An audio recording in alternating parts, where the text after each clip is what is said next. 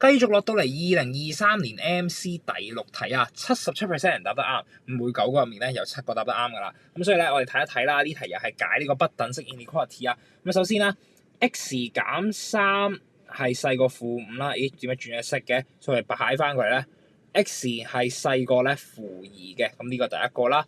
咁另一邊廂啦，或者係咩啊？佢就係6減 x 細係啦，咁我哋咧成個4咧乘翻過去啦，負 x 細過2啦，咁負 x 大過等下先，係應該咁樣嘅 x 就大過-2。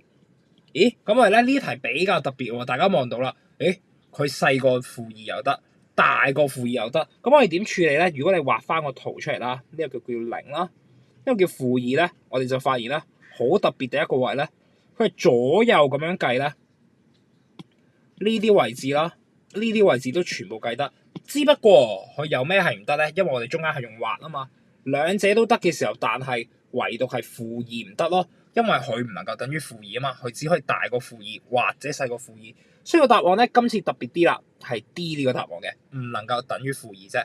咁不過咧當年都有77% 人答得啱咧，所以其實呢一個咧係比較 tricky 少少嘅位置，不過並唔難去解決到嘅。